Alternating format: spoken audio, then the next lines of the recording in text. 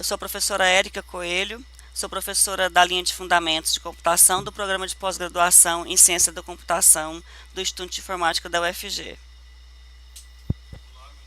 Herbert Coelho, também sou professor do Instituto de Informática, do Programa de Pós-Graduação em Ciência da Computação do Instituto de Informática. Eu sou a professora Márcia Capelli, também professora do programa, e nós viemos hoje aqui para poder mostrar para vocês os principais temas de pesquisa com os quais temos trabalhado nos últimos anos no programa. Nós temos trabalhado principalmente em temas relacionados à análise de algoritmos, complexidade de computação e principalmente teoria dos grafos. A teoria dos grafos é um tema matemático que surgiu há muitos anos, mas que tem muitas aplicações modernas e aplicações atuais. E estuda praticamente qualquer relação pode ser modelada como um grafo, né, em que a gente pensa que objetos têm determinadas relações entre si. Nós temos estudado principalmente temas que envolvem convexidade em grafos, geodética e convexidade P3, problemas em conjuntos dominantes e independentes, né, grafos bem cobertos, alianças, vários tipos de dominação, coloração e coloração orientada e também complexidade parametrizada. Dentro desses temas de pesquisa, nós temos várias abordagens, né? Esses estudos podem ser de natureza diversas, por exemplo, complexidade computacional em grafos, né?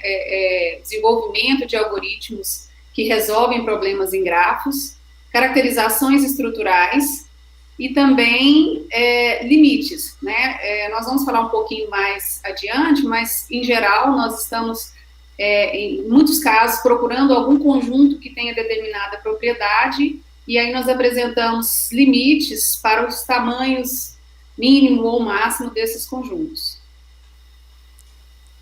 Então, como a professora Márcia falou de grafos, convém falarmos rapidamente o que vem a ser um grafo. Informalmente, um grafo é uma coleção de objetos que possui alguma relação entre si. Por exemplo, numa rede social, os objetos podem ser pessoas e as relações podem ser o grau de amizade, o grau de relações de trabalho.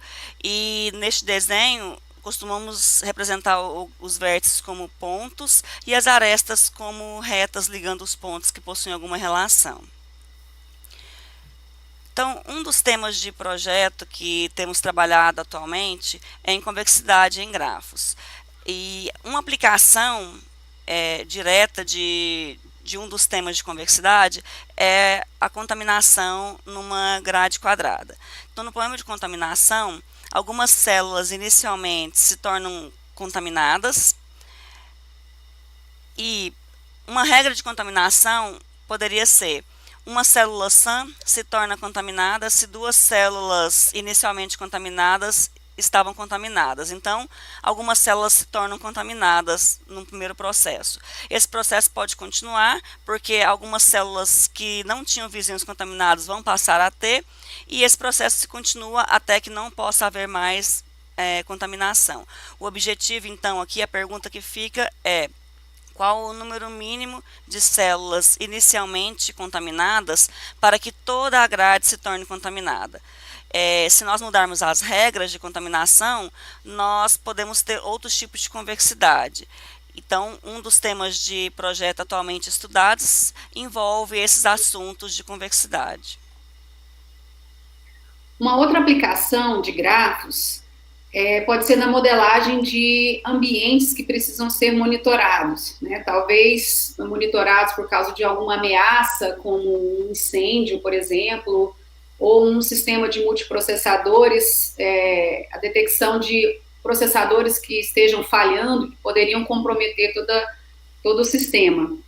Então, por exemplo, aqui eu vou colocar uma aplicação de prevenção contra incêndio, onde a gente tem vários cômodos e eles são ligados por meio de algumas passagens, e o objetivo é detectar o mais cedo possível um foco de incêndio, né, monitorar esse ambiente, para que um incêndio em grandes proporções seja evitado. Então, por exemplo, a gente pode, é claro que a gente poderia colocar um detector em cada cômodo e ter um sistema muito eficiente, mas o custo seria muito alto. Então, nesse caso, o nosso objetivo é minimizar o número de dispositivos detectores de focos de incêndio.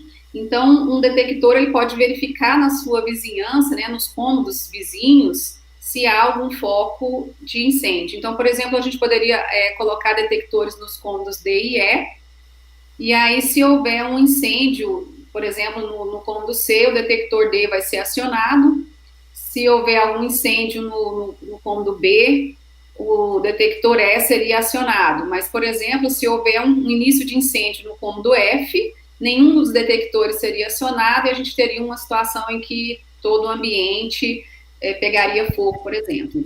Então, se a gente modelar esse ambiente como um grafo, cada cômodo é um vértice, e se há uma passagem entre dois cômodos, os vértices que os representam têm uma aresta entre eles.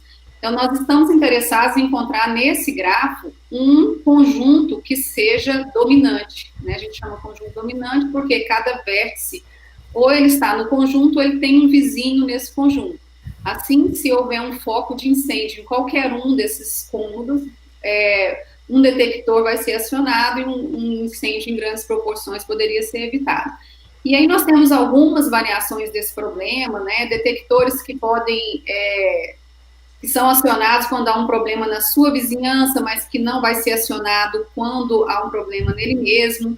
Esse sistema também ele detecta um problema na vizinhança do vértice, mas não necessariamente, ele não identifica em qual cômodo ocorreu o incêndio inicialmente. Isso faz com que as providências a serem tomadas possam demorar um pouco mais, né? Então, tem vários tipos de sistemas de monitoramento e nós trabalhamos com esse tipo de sistemas também que vão identificar unicamente cada vértice, então, ou cada cômodo, né? Então, são vários tipos de sistemas, só para exemplificar o que é um conjunto dominante. Bom, um outro problema que pode ser estudado utilizando grafos é o problema de alocação de frequências. Pensem no seguinte cenário. Considerem N estações de rádio, aqui nós temos 6 estações de rádio. Se 2 estações estão localizadas de forma que as suas áreas de transmissão se sobrepõem, então elas devem usar frequências diferentes para não sofrer interferência. Então, o problema aqui, então, que a gente quer é saber qual é o mínimo de frequências necessárias para que as estações não sofram interferência. Então, a gente vai modelar isso aqui como um grafo, onde cada antena é um vértice, e a gente vai colocar uma aresta naquelas antenas que interferem uma nas outras.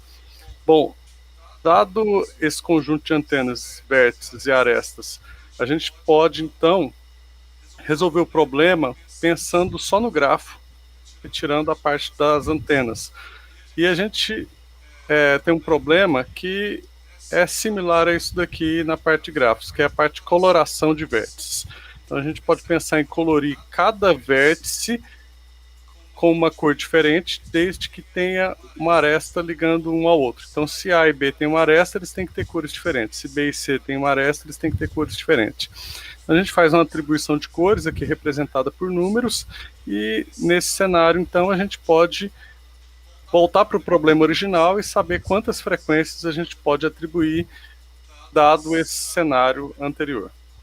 Bom, esse é um dos problemas que podem ser resolvidos com o uso de coloração de grafos. Existem uma série de outros problemas.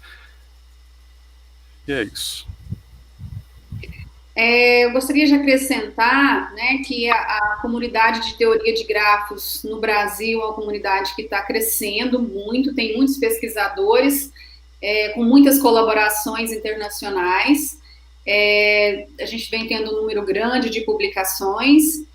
Acrescentar também que é uma área que tem como pré-requisito, né, para a pesquisa, a gente não precisa de muitos conhecimentos técnicos, né? Então, é uma área em que a gente vai precisar que o aluno tenha uma dedicação, ele tenha uma predisposição a resolver problemas, que goste de matemática. Talvez a Érica gostaria de acrescentar mais alguma coisa? Não, é isso aí. Gostaríamos de fazer o convite para que os alunos venham trabalhar conosco e resolver problemas em grafos. Então, como a gente tinha falado antes, podem ser, né, algoritmos, caracterizações, vários temas, esses são apenas alguns temas com os quais temos trabalhado. Nossos e-mails estão lá na página do Instituto de Informática. Caso alguém se interesse, queira escrever um projeto, a gente pode ajudar, de certa forma, sugerindo alguns temas, né, ou alguns artigos que possam ser estudados para a elaboração de um projeto para participação no edital. Obrigado a todos.